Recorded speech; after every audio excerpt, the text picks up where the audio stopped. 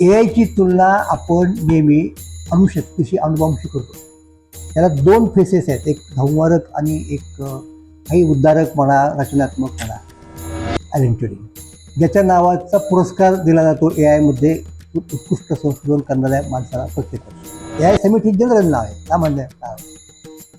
Safety summit म्हणजे किसिंजरनी जे प्रश्न आयरनीवरचे आणले होते.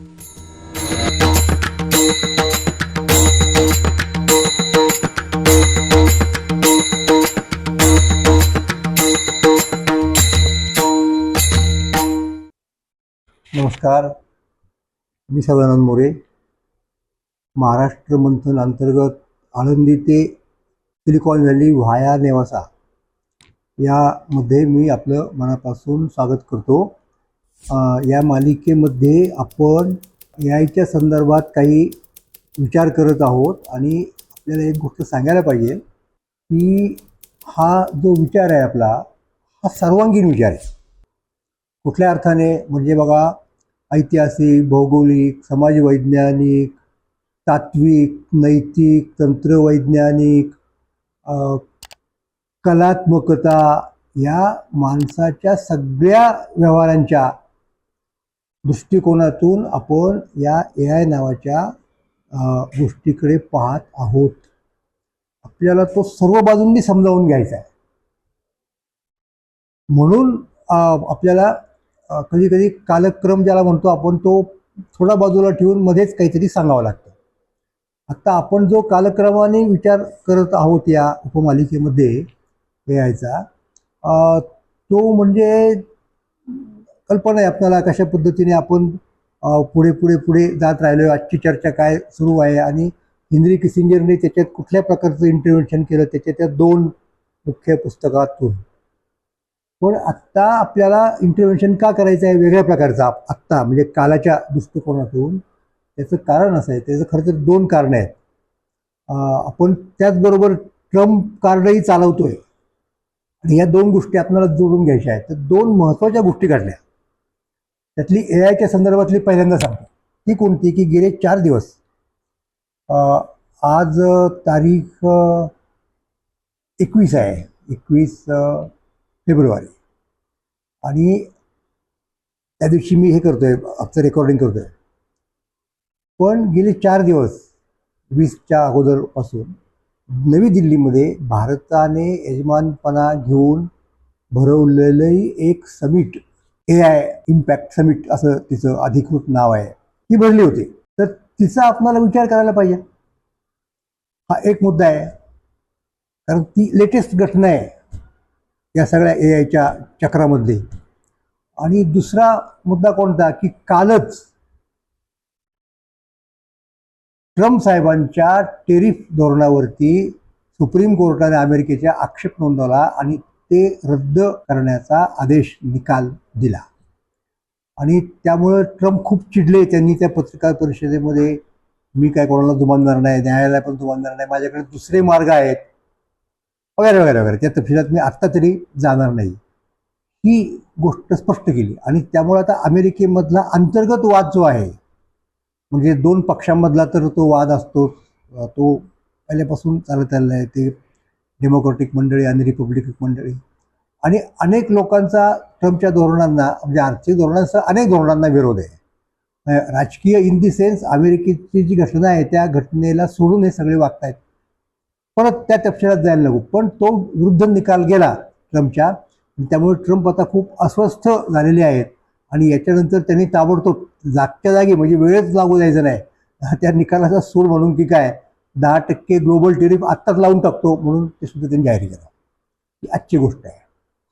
मग आता ही आपण थोडी बाजूला ठेवू ट्रम्पची आणि इकडे वळूयात ए आयच्या त्या समिटकडे. समिट म्हणजे शिखर परिषद म्हणूयात, की अतिशय उच्च संबंधितांची जी परिषद असते त्याच्यामध्ये विचारविनिमय होतो, त्याला आपण अशा प्रकारे समिट असं म्हणत असतो. हा झाला मुद्दा, आणि म्हणून त्याची चर्चा आपल्याला करायची आहे. आता त्याची चर्चा करताना आपल्याला खरं तर सुरुवात कुठून करावी लागेल. अगदी अशाच प्रकारची समिट असा जर विषय धरला, पहिली समिट 2023 साली ब्लेचली पार्क इथं झाली, इंग्लंडमधल्या. तिला ए आय सेफ्टी समिट असं म्हटलं गेलं. त्याच्यानंतर दक्षिण कोरियातले सिऊलमध्ये झाले. तिचं काही विशेष नामाभिधान होतं असं नाही. त्याच्यानंतर फ्रान्समध्ये झाली, पॅरिस परिसरामध्ये कुठेतरी, ही मागच्या वर्षीची 25 साली. आता या 25 सालच्या परिषदेमध्ये दोघं मिळून जणू काही यजमान होते असं म्हणू शकतो आपण. फ्रान्सचे अध्यक्ष ते मॅक्रॉन आणि आपले पंतप्रधान मोदी साहेब. आणि त्याच परिषदेमध्ये निमंत्रण दिलं गेलं 2026 सालच्या, म्हणजे आत्ता गेल्या 4 दिवसात पार पडलेल्या परिषदेसाठी, इम्पॅक्ट परिषद एआयची समिट. असे हे 4 परिषद आहेत. तर त्याचा स्वतंत्रपणे एक युनिट म्हणून आपल्याला विचार तर करायलाच पाहिजे, पण त्याची बॅकग्राऊंड आपल्याला पाहिली पाहिजे आणि ती निश्चित महत्त्वाची आहे. म्हणून आपण काय करूयात, त्याची काही बॅकग्राऊंड पाहूयात आणि मग एक परिषदेचा विचार करून शेवटी भारताच्या समिटकडे येऊयात. हे नक्की झालं. आता खरं तर अशा प्रकारच्या विचारविनिमय करणाऱ्या परिषदा, कॉन्फरन्सेस वेगवेगळ्या नावांनी युरोपात, अमेरिकेत बरेच दिवसापासून होत आहेत. त्यांची एक मर्यादित कक्षा असायची. कधी वैज्ञानिक यायचे, कधी उद्योगपती यायचे वगैरे वगैरे. यांचं वैशिष्ट्य काय, मी आत्ता ज्या चौघांचं सांगितलं की राष्ट्रप्रमुख म्हणजे जबाबदार लोक अत्यंत त्यांच्या देशाला, आणि AI मध्ये प्रत्यक्ष उत्पादन करणारे लोक, महत्वाचे कंपन्यांचे मालक, म्हणजे एलन मस्क असेल, सॅम अल्टमन असेल किंवा आणखीन जे कोणी असतील ते सगळे तज्ज्ञ, अशा वेगवेगळ्या प्रकारचे लोक त्याच्यात सामील झाले. म्हणून त्याला त्यांनी समिट नाव दिलं, शिखरस्थ लोक त्या ठिकाणी असल्यामुळे. हा तो दोघांच्या मधला, इतरांच्या मधला याचा फरक आहे. पण मला एक सांगायचं आहे की याचं एक राष्ट्रीय, आंतरराष्ट्रीय महत्त्व आहे. हा परिणाम सगळ्यांच्यावरती होणार आहे याची जाणीव सगळ्याच देशांमधल्या लोकांना, राष्ट्रप्रमुखांना कमी अधिक प्रमाणामध्ये होती. त्यामुळे मला तुम्हाला सांगायला पाहिजे की ही जी पहिली परिषद भरली की नाही इंग्लंडमधल्या त्या ब्लेस्ली पार्कमध्ये, त्याच्यापूर्वी काही दिवस आपल्या देशामध्ये G20 राष्ट्रांची एक परिषद भरली गेली. मोदींनीच परत ती बोलवली होती. त्या परिषदेच्या आधी लक्षात घ्या, पंतप्रधान मोदी यांनी एक असं सूतोवाच केलं की आता आपल्याला एक वैश्विक चौकट आखली पाहिजे. कशासाठी, तर एथिकल आर्टिफिशियल इंटेलिजन्स, नैतिक कृत्रिम बुद्धिमत्ता. म्हणजे काय, कृत्रिम बुद्धिमत्तेला सुद्धा कुठेतरी नैतिक, म्हणजे बुद्धिमत्तेला बसवायचा प्रश्नच येत नाही, कारण बुद्धिमत्तेच्या पुढे, त्या बुद्धिमत्तेच्या पुढे नैतिक अनैतिक प्रश्न येत नाही. तिचा वापर करणाऱ्यांनी खरं तर. पण म्हणताना आपण काय म्हणतो की इथिकल आर्टिफिशियल इंटेलिजन्स टूल्स हे आपल्याला पाहायला पाहिजे आणि त्यासाठी एक नेतृत्व पुढं आलं पाहिजे आणि त्यासाठी जागतिक पातळीवरती एक प्रकारे एक चर्चा झाली पाहिजे आणि या AI वरती कसं नियंत्रण ठेवायचं याच्या संबंधी काही एक चौकट कायद्यांची म्हणा, संकेतांची म्हणा निर्माण झाली पाहिजे, असं मोदींनी त्या परिषदेच्या अगोदर सुद्धा, त्यांच्या त्या G20च्या अगोदर महिनाभर तरी कमीत कमी जाहीर केलेलं होतं ऑगस्टमध्ये. तेव्हा हे मला वाटतं महत्त्वाचं आहे. म्हणजे असं नाही म्हणता येणार की मोदींनी अचानक फ्रान्सला जाऊन तिथे निमंत्रण दिलं किंवा तिथे यजमानशिप केली, असं नाही. त्याच्या अगोदरपासून कुठेतरी भारतीय लोकांना सुद्धा हे जाणवलेलं होतं असं आपल्याला म्हटलं पाहिजे. कारण नियंत्रण करण्याची का गरज आहे, रेग्युलेशनची का गरज आहे, कारण त्याच्यामध्ये एक प्रकारचा धोका आहे, हे सगळ्यांना जाणवते कुठे ना कुठे, आणि म्हणून हे आपल्याला करायला पाहिजे. म्हणून मग त्यापासून भारतात सुद्धा काय करायला पाहिजे या संबंधी विचार सुरू झाला. आपले अश्विनी नावाचे ते जे परराष्ट्रमंत्री वगैरे आहेत, तर आणखीन काय काय प्रकारचे लोक, तंत्रज्ञानाचे मंत्री, विज्ञानाचे मंत्री वगैरे. तर तिथे काय झालं पाहिजे की regulate AI in India through the lens of risk based framework. धोका पत्करता कामा नये, धोका होऊ नये म्हणून नियंत्रण केलं पाहिजे, अशा पद्धतीची चर्चा तिथे सुरू करायला पाहिजे आपण सगळ्या आंतरराष्ट्रीय पातळीवरती त्या प्रमुखांनी. असं मोदींनी अगोदरच त्या परिषदेच्या, म्हणजे काय की जबाबदार AI, रिस्पॉन्सिबल AI, म्हणजे AI यूज असा त्याचा अर्थ, हे त्यांनी निश्चितपणे पाहिलेलं आहे. म्हणजे या ठिकाणी इथिकलचा अर्थ खरं तर जबाबदार असा सुद्धा घ्यायला हरकत नाही. तर ते आपण करूयात असं त्याच्या आधीच सांगितलेलं आहे. म्हणजे मग नंतर ती G20ची परिषद त्या राष्ट्रांची, त्याच्यानंतर हे घडतंय. ते म्हणजे कुठलं, त्या इंग्लंडमधल्या एका विशिष्ट परगण्यामधल्या गावामध्ये ही परिषद भरते आहे, पहिलं समिट. आता ए आय संबंधीची एकूण ही पहिली परिषद म्हणावी का, तर नाही. मी म्हणालो की ही समिटी आहे, त्याच्या अगोदर चर्चासत्र परिसंवाद वगैरे झाले आहेत. जेव्हा ए आय अगदीच बाल्यावस्थेमध्ये होता किंवा ए आय हे त्याचं नामकरण देखील झालेलं नव्हतं, हा एक मुद्दा समजून घ्या. ती केव्हा आजची गोष्ट आहे, तेव्हा एक परिषद भरली, तिला पहिली परिषद म्हणू शकतो आपण. सेमिनार वाजा म्हणूयात, एक वर्कशॉप वाजा म्हणूयात. आणि ती अमेरिकेमधल्या न्यू इंग्लंड नावाच्या परगण्यामध्ये डर्टमाउथ नावाच्या एका विद्यापीठाच्या प्रांगणात म्हणा वगैरे ती कॉन्फरन्स भरली. ही आठवडे ती चालली आणि त्याच्यात प्रत्यक्ष कसा विकास केला जावा ए आयचा यासंबंधी चर्चा झाली. त्याच्यामध्ये मॅकर्थी, आणखीन मिन्स्की वगैरे त्या काळातले असे मोठमोठे ए आय जॅन्ट्स म्हणतो आपण, ए आय दादा असे त्याच्यामध्ये ते होते. आणि तिथून खऱ्या अर्थानं ए आयच्या विकासाला सुरुवात झाली. हे फक्त नोंद म्हणून सांगतो, म्हणजे इतिहास. आता याच्या संबंधी मी खूप लिहिलेलं आहे या परिषदेसंबंधी. कुठे तर आपल्या एक सकाळच्या त्या विश्वाचे अर्थ या मालिकेमध्ये, की जिचा पहिला भाग आता महिन्याभरामध्ये प्रसिद्ध होणार आहे. त्याच्यात तुम्हाला हे सगळं वाचायला मिळेल. त्याच्यामुळे त्याची काही मी पुनरावृत्ती वगैरे करत नाही. फक्त एक ऐतिहासिक नोंद म्हणून सांगतो की पहिली म्हणता येईल अशी तेव्हा ती परिषद होती.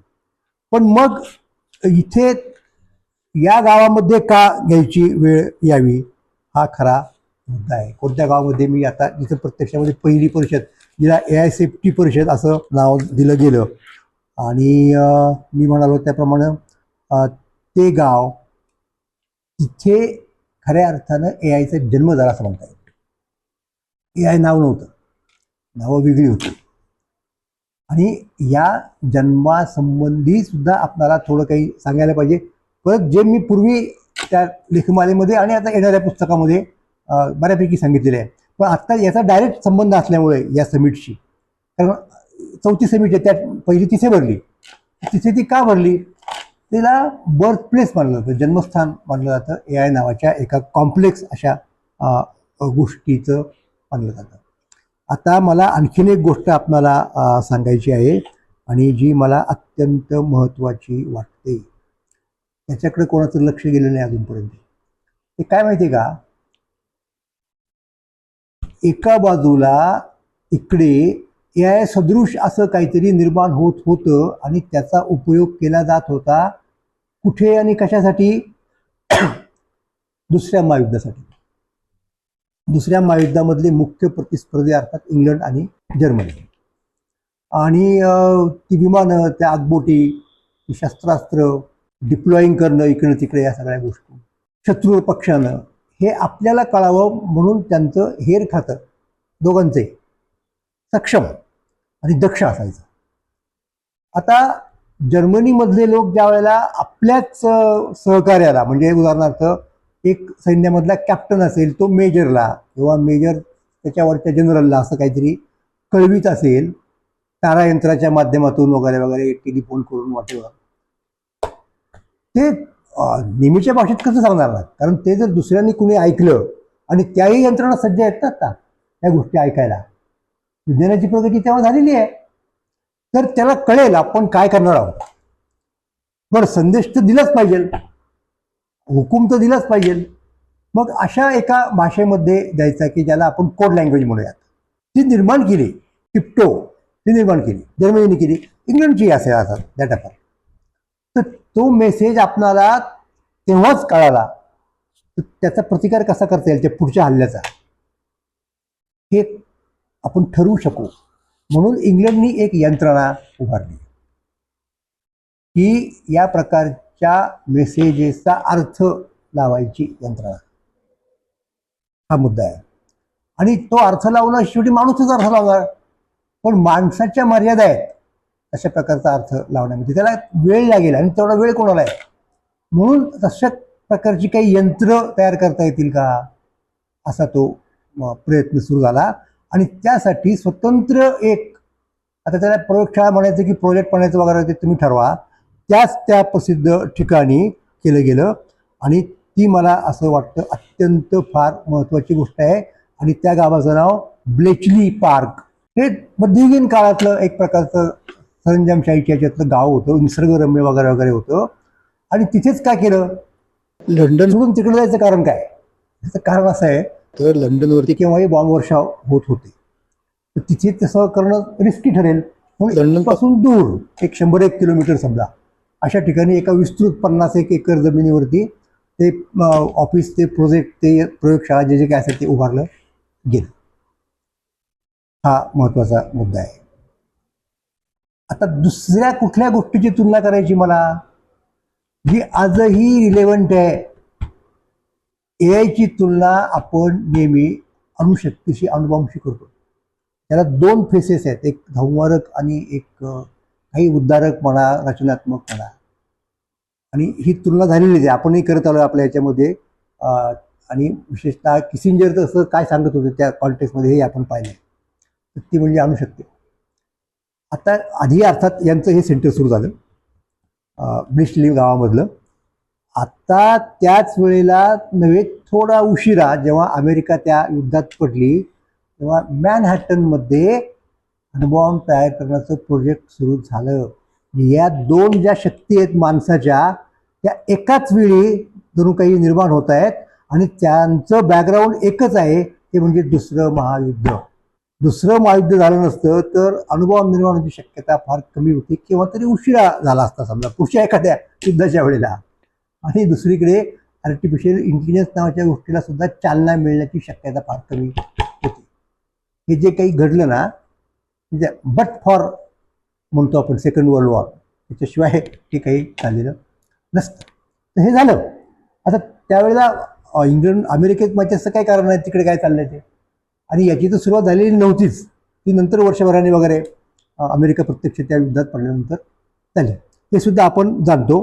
तर मुद्दा माझा एवढाच आहे की अशा प्रकारे हे पहिलं जे जन्मस्थान आहे, जिथं चालना मिळाली, जिथे ती कल्पना निघाली, नामकरण नंतर झालं, मी तुम्हाला मगाशी म्हटलं त्याप्रमाणे डर्थमाउथमध्ये. तर तिथे पहिली समिट होणं हे लोकांना उचित वाटलं. आणि इंग्लंडनं काय म्हणत त्याला फंडिंग वगैरे केलं आणि निमंत्रक झाला वगैरे वगैरे. आणि तिथं अशा प्रकारे ती पहिली समिट. कारण इंग्लंडने जर निमंत्रण दिलं तरच राष्ट्रप्रमुख येतील ना, ते प्रोटोकॉल असतात. म्हणजे ते काय असं एखाद्या कंपनीने समिट भरवायची आणि अमेरिकेच्या राष्ट्राध्यक्षांना बोलवायचं असं होत नसतं कधी. म्हणून प्रत्यक्ष राष्ट्रालाच त्याच्यामध्ये. आणि इथं स्पष्ट होतं की इथं काय घ्यायची, तर इथं घ्यायचं कारण हे आहे की हे जन्मस्थान अशा प्रकारे याचं आहे. तर म्हणून एकीकडे अणुबॉम्ब आणि एकीकडे AI, की ज्या दोघांपासून आजही जगाला भीती वाटते, हे आपण आधीच पाहिलेलं आहे. म्हणून, आणि हे माहिती नाही कोणाला, हे अत्यंत गुप्तपणे चाललेलं कार्य होतं. हा दुसरा मुद्दा आहे. जसं तिकडे मॅनहॅटनचं सुद्धा, मॅनहॅटन प्रोजेक्टमध्ये समाविष्ट असणाऱ्या सगळ्याच लोकांना काय चाललंय हे माहीत होतं, अशातला भाग नाही. काही ठराविक लोकांनाच माहीत होतं. हे सुद्धा आपल्याला याची नोंद घ्यायला पाहिजे. तर मग तिथे जे कोणी लोक होते त्यामधला सगळ्यात महत्त्वाचा म्हणजे ॲलन ट्युरिंग, ज्याच्या नावाचा पुरस्कार दिला जातो AI मध्ये उत्कृष्ट संशोधन करणाऱ्या माणसाला प्रत्येक वर्षी, ट्युरिंग अवॉर्ड. ते नोबेल पुरस्कार इतकं महत्त्वाचं मानलं जातं. हा एक मुद्दा. आणखीन काही लोक होते त्याच्यामध्ये, होतं जॅक गोल्ड, त्याच्यानंतर आणखीन कोणी मिची वगैरे, असे काही लोक होते, तज्ज्ञ लोक होते हे. पण इथे आता आणखीन एक महत्त्वाची गोष्ट मी तुम्हाला सांगतो. ही गोष्ट कोणती आहे, आणि हे पहा, म्हणजे इथे AI ला पुढे आणण्यामध्ये ज्याचा फार मोठा वाटा होता तो ॲलन ट्युरिंग. त्याच्या वाट्याला एक ट्रॅजेडी आली. भले आत्ता लोक त्याचं नाव घेतात, त्याच्यावर पुरस्कार ठेवला, त्याच्यामुळे चित्र सुद्धा इंग्लंडच्या पाऊंड त्या नोटावरती छापलं वाटेवर.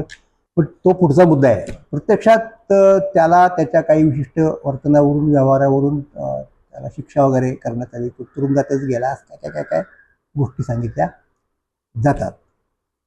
तशाच प्रकारची ट्रॅजेडी आता पहा, तिकडे मॅनहॅटन प्रोजेक्टच्या प्रवर्तकाच्या वाट्याला आली.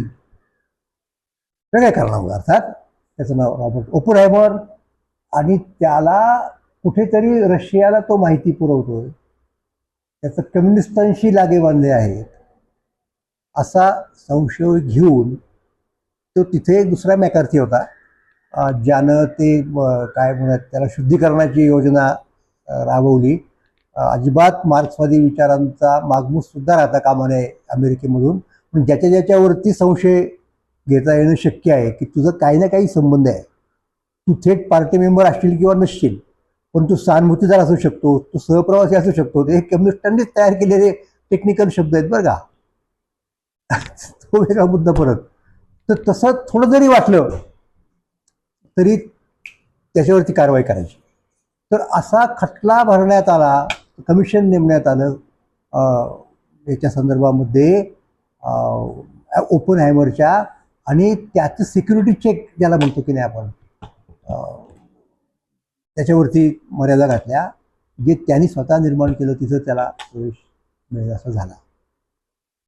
पुढे नंतर काय त्याचं झालं, लोकांनी ती भरून काढण्याचा प्रयत्न केला वगैरे, ते काही खरं नाही. पण त्या दोघांनाही, ॲलन ट्युरिंग आणि ओपनहायमर, या दोघाही अत्यंत महत्त्वाच्या शोधांच्या जनकांना अशा प्रकारच्या एका ट्रॅजेडीला सामोरं जावं लागलं. त्यातल्या मॅनहॅटनवरच्या ट्रॅजेडीचा, म्हणजे ओपनहायमरच्या ट्रॅजेडीवरती एक सिनेमा काही वर्षांपूर्वी आला, तो गाजला, डॉक्युमेंटरी वगैरे तयार झाले असेल. ट्युरिंगवर सुद्धा खरं तर सिनेमा काही वर्षांपूर्वी आला. पण मला वाटतं या पद्धतीने हे प्रोजेक्ट समोर ठेवून ब्रेचलीचं हे करता येणं शक्य आहे. करतील पण ते युरोपचे लोक, बघूयात आपण काय होतं ते. तर हे मला सांगायचं म्हणून तिथे तो पहिल्यांदा समिट घ्यावा असं लोकांना तिथल्या वाटलं, आणि अगदीच साहजिक आहे. आणि हे मला तुम्हाला सांगायचं आहे की त्यावेळेला, त्या पहिल्या समिटच्या वेळेला इंग्लंडचे पंतप्रधान होते ऋषी सुनक. ते भारतीय वंशाचे होते, आणि त्याच्यात इलॉन मस्क समाविष्ट होता. आणखीन काही काही महत्त्वाचे लोक तिथे आलेले होते. तर तो एक मुद्दा आपल्याला मला सांगायचा आहे. आणि मग पुढे ती परिषद भरली. त्या परिषदेला काय नाव देण्यात आलं? AI safety summit. आता पहा बरं का, हे 23 साल आहे, आणि 23 सालच्या काय फेब्रुवारीमध्ये वगैरे ते भरणार असेल, किंवा नोव्हेंबरमध्ये, जे काय जेव्हा केव्हा भरलं तेव्हा, ते नोव्हेंबरचाच असेल तो सीझन. तेव्हा तिकडे हे मला एक महत्त्वाचं तुम्हाला सांगायचं आहे. किसिंजर जेनेसिस नावाचं त्यांचं शेवटचं पुस्तक लिहित होतं AI नावाच्या गोष्टीवरती. आणि आणखीन एक तुम्हाला मुद्दा सांगतो, म्हणजे तुम्हाला या सगळ्या लिंक्स मला सांगायच्या आहेत, कसं हे सगळं एकमेकाशी निगडीत आहे. काय ती लिंक आहे? ती लिंक अशी आहे की समिट झाली, या समिटमध्ये काय निर्णय घेण्यात आला तुम्हाला सांगतो. इंटरेस्टिंग निर्णय आहे. तो निर्णय असा की आपल्याला AIचा भूतकाळ, वर्तमानकाळ आणि भविष्यकाळ हे स्पष्ट करणारं एक प्रदर्शन तयार करायचं आहे, हा निर्णय घेण्यात आला. खर्चिक काम आहे, फंडिंग केलं कंपन्यांनी वगैरे, आणि ते प्रदर्शन करण्यासाठी काही काळ लागेल. एवढं सोपं नाही ते. तो किती काळ लागेल? 2025 पर्यंत पूर्ण होऊन जाईल. आणि मग तुम्हाला सांगतो, 2025 मध्ये जेव्हा हे प्रदर्शन पूर्ण झालं, तेव्हा तिकडे तिसरी परिषद भरली होती फ्रान्समध्ये समिट. लक्षात मुद्दा, त्यांचा संबंध कसा येतो. आणि शेवटचा मुद्दा सांगून इथे थांबतो. खूप इंटरेस्टिंग गोष्टी पाहिजेत आपल्याला. तो मुद्दा असा आहे की याला नाव काय दिलं या प्रदर्शनाला? प्रदर्शनाला नाव दिलं एज ऑफ AI. एक्झॅक्टली किसिंजरचं पहिलं पुस्तक असं आहे. आणि परत विशेष नाव काय, परत हे जनरल नाव दिलं ना, AI समिट हे जनरल नाव आहे, सामान्य नाव आहे. सेफ्टी समिट म्हणजे किसिंजरनी जे प्रश्न आयरनीवरती आणले होते, या हायटेक लोकांनी आणलेलेच होते ना. असं नाही काय की किसिंजरनी सांगितलं म्हणून घडले. मी तुम्हाला एक कोइन्सिडेंट सांगतोय सगळ्या गोष्टींचा. लोक म्हणत होते की थांबवा काही काळ, 6 महिने सस्पेंड ठेवा वगैरे वगैरे, चाललं होतं. मोठमोठे लोक सांगत होते. बिल गेट सारखा माणूस त्याच्यामध्ये होता. तर हे वाटलं या मंडळींना की हे पाहिलं पाहिजे आपण, म्हणून त्यांनी त्या समिटचं नामकरण केलं सेफ्टी समिट. आणि ठरवलं की एक लोकांना सगळ्यांना कळलं पाहिजे काय आहे नेमकं आहे. आणि हे तुम्हाला सांगतोय की मग ते 25 साली ते सगळ्यांसाठी खुलं झालं. तिकडे पॅरिसला चालली होती दुसरी समिट, तिसरी समिट रादर, आणि 2026 अखेरपर्यंत ते राहणार आहे. तर ज्या कोणाला हे पाहण्याची इच्छा आहे, जे मुद्दाम कोणी जाईल उठून इंग्लंडला ते पाहण्यासाठी असं नाही, पण ज्यांना इंग्लंडला जाण्याची संधी आहे, निघालेले आहेत, चाललेले आहेत, अशा लोकांनी मुद्दाम तिकडे जाऊन एआयचं बर्थप्लेस काय हे तर पावत ॲलन ट्युरिंगला सॅल्यूट करावाच, पण त्याचबरोबर हे प्रदर्शन सुद्धा पाहायला विसरू नये एवढं सांगायचं आहे. धन्यवाद. कोरियाने ऑलिम्पिक यशस्वी केलं, दक्षिण कोरियाने. कोरियानं AI समिट भरवली दुसरी, चांगली गोष्ट आहे, सक्षम राष्ट्र आहे. पण त्या सक्षमतेचा एक परिणाम आपल्याला चुकीच्या पद्धतीने सुद्धा पुढे गेल्याचं दिसतं. तिथे निर्माण झालेल्या त्या विशिष्ट प्रकारच्या गेमिंग वगैरे गोष्टीमुळं जगभरची मुलं मुली त्या वयातली काय काय करून राहिली आहेत. भारतात गेल्याच महिन्यामध्ये 3 मुलींनी आत्महत्या केली. तेव्हा अशा परिस्थितीत दुसऱ्या समिटमध्ये कोरियामध्ये जर सेफ्टीची चर्चा झाली असेल आणि त्या संदर्भातलं काही एक डिक्लेरेशन झालं असेल तर त्याच्यात अस्वाभाविक काही नाही, किंबहुना ते व्हायलाच पाहिजे होतं आणि त्याच्याबद्दल कोरियाने आणखीन दक्ष असलं पाहिजे.